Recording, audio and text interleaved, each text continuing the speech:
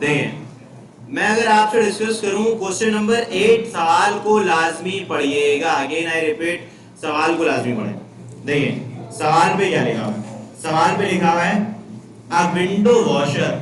Normally आपको जो window glasses की बनी हुई होती है उसको क्लीन करने के लिए विंडो वॉशर आते हैं और वो क्लीन करते हैं। अ window washer is working on a hotel building. एक होटल बिल्डिंग में काम करता है बेचारा वो। An observer at a distance of 20 meter from the building finds the angle। भाई देखो, बिल्डिंग में जो विंडो वॉशर होगा वो कहीं ना किसी न किसी पॉइंट पे होगा। एक ऑब्जर्वर जो है वो उसको 20 मीटर दूर से, एक ऑब्जर्वर जो है वो उसको 20 मीटर के फासले से देखता है। ये ऑब्जर्वर है, इसको ए कह लो, इसको इस पॉइंट को कह लो सी। वो इसको देख रहा होता है। किसको देख रहा होता है? ऑब्जर्वर विंडो वॉशर को। विंडो वॉशर कहाँ पे होगा? विंडो पे होगा, किसी न किसी हाइट पे होगा, हमें नहीं पता। तो यहाँ पे लिखा हुआ है an observer at distance of from the building find the elevation of a worker to be. भाई यहाँ से बनता है angle of elevation. Angle of elevation जो बनता है वो बेटा 30 डिग्री होता है। लेट्स सपोज भाई आप किसी होटल बिल्डिंग में मौजूद हैं, आप 20 मीटर दूर मौजूद हैं। आप होटल बिल्डिंग में वर्कर को देखते हैं। जब आप वर्कर को देखते हैं किसी हाइट पे तो एंगल ऑफ एलिवेशन कितना बनता है? 30 डिग्री। अब आगे find the angle of elevation of the worker to be 30 degree. The worker climbs 12 metre. बेचारा वो जो ऑब्जर्वर होता है वो उसको फिर भी देख रहा होता है आगे। अब वर्कर 12 मीटर ऊपर चले आता है। वर्कर कहां चले गया? 12 मीटर ऊपर। ऑब्जर्वर अभी भी देख रहा है। किसको देख रहा है? विंडो वॉशर को देख रहा है। वर्कर को देख रहा है, विंडो वॉशर को देख रहा है। अब अच्छा वो ऊपर क्या करता है? 20 मीटर पे था ना। अब वो कहता है and the observer move 4 metre further away. पहले तो वो 20 मीटर दूरी में था, अब वो 4 मीटर और पीछे चले गया। उसको वहां से सही दिख रहा नहीं होगा। ऑब्जर्वर में 4 मीटर पीछे आगे देखते हैं। हाँ पीछे फर्दर अवे। भाई देखो ये 4 मीटर जो है पीछे चले गया। अब जब ये 4 मीटर पीछे जाता है तो भाई ये दोबारा से किसको देखता है?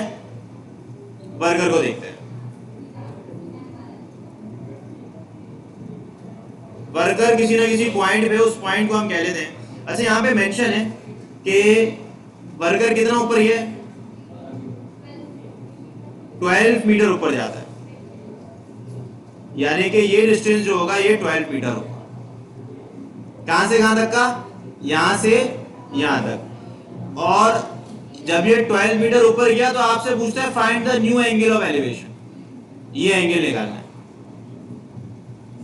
यानी कि अगेन आई रिपीट, भाई एक ऑब्जर्वर था 20 मीटर दूर, वर्कर को देखता है। एंगल ऑफ एलिवेशन कितना बनता है? 30 डिग्री बनता है। वो 4 मीटर और दूर जाते हैं। कौन 4 मीटर और दूर जाता है? Observer. Further away, move further away and worker climbs 12 metre up. Worker 12 metre और ऊपर चले आता है। तो यहां से एक न्यू एंगल ऑफ एलिवेशन बनेगा। ये एंगल ऑफ एलिवेशन आपको मालूम करके बताना है। तो मेरा दिमाग जो चल रहा है, पहले तो इन पॉइंट्स के नाम दे दो बेटा। आप क्या कह लें? आप इसको कह लें, इस पॉइंट को simply you can call it be. इसको कह लो बी और इसको डी कह लो और इसको क्या कहोगे? ई कह लो। तो हमें एंगल मालूम करके बताना है। तो मैं इसको कैसे करूंगा सॉल्व से हो? सबसे पहले लिख दूंगा लेट थीटा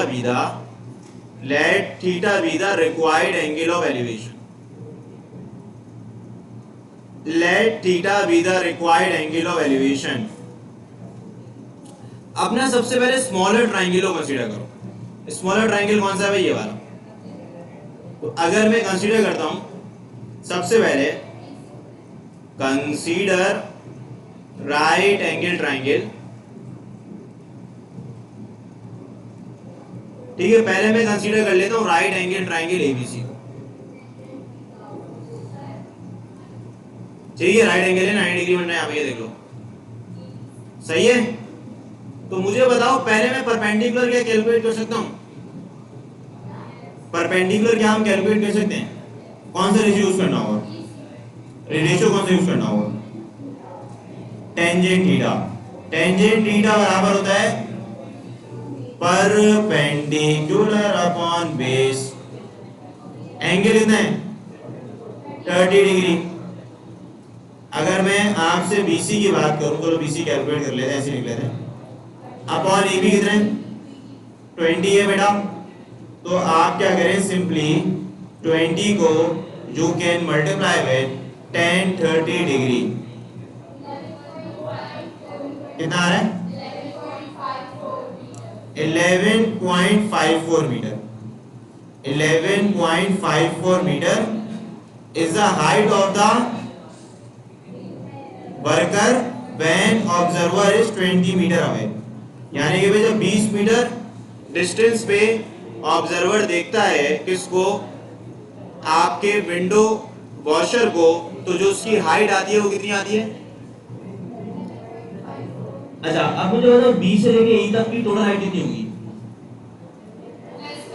प्लस कर देंगे। तो यानी कि अगर मैं आपसे पूछूं, सिंपल सी कहानी है, यहां पे अगर मैं लिखता हूं, पहले टोटल हाइट निकाल लेते हैं। यहां पे लिख देना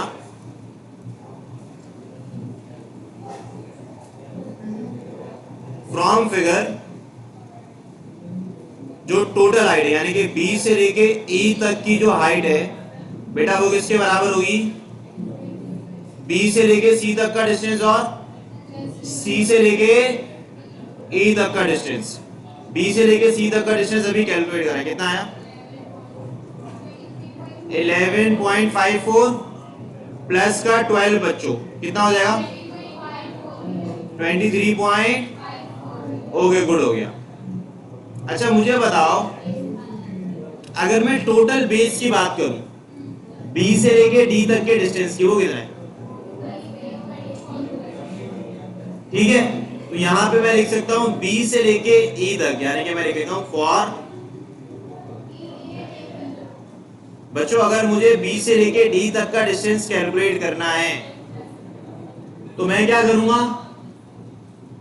B से लेके D तक के डिस्टेंस को सिंपल सी कहानी है, AB को प्लस कर लूंगा किसमें? AD पे प्लस कर लूंगा, यानी कि यहां से लेके यहां तक का डिस्टेंस और यहां से लेके यहां तक का डिस्टेंस, वो देखते ही पता चल रहा है कितना होगा? 20 + 4 which is equal to 24 metre. तो भाई B से लेके जो D तक का डिस्टेंस है वो 24 मीटर हो जाएगा। अच्छा, अब मैं निकाल सकता हूं angle for your required angle. अगर मुझे एंगल कैलकुलेट करना है तो अब ना बड़ा वाला ट्रायंगल कंसीडर कर लो। अब आप कंसीडर करेंगे किसको बेटा? अब आप कंसीडर करोगे राइट एंगल ट्रायंगल BDE। तो अगर मैं ये पूरा BDE कंसीडर करूं तो यहां पे आप यूज करेंगे ये BDE है, पूरा बड़ा ट्रायंगल। अब BDE में हमारे पास क्या है बेटा कि अगर हम इस पूरे ट्रायंगल को कंसीडर करते हैं, दैट इज योर BDE, तो उसके अंदर जाहिर है यहाँ पे मैं लिखूंगा B, यहाँ पे मैं लिखूंगा E, यहाँ पे लिखूंगा D। तो B से लेके D तक का डिस्टेंस 24 है, B से लेके E तक का डिस्टेंस कितना है? 23.54। We have to calculate required angle that is theta. क्योंकि हमें बेस और परपेंडिकुलर गिवन है, therefore we are using the tangent theta. Tangent theta बराबर होता है परपेंडिकुलर ओवर बेस। बेस किसके इक्वल है? BD के। Base is your BD। B कितना है बताओ? 23.54 डिवाइडेड बाय दी 24। तो थीटा 0. चलो ऐसे लिख दो, फ्रैक्शन पे ऐसे पूरा कैलकुलेटर में करते हो। 23.54 अपॉन 24, देखो क्या आ रहा है आंसर? 43 पॉइंट कितना? 44 पॉइंट कितना? 44 point. So your required answer is simply, तो यहाँ पे हम लिख लेते हैं शिफ्ट दबा के tan इनवर्स 23.54 डिवाइडेड बाय 24। तो तो हमारे पास जो जवाब आ रहा है बिल्कुल 44.44 डिग्री आ रहा है। This is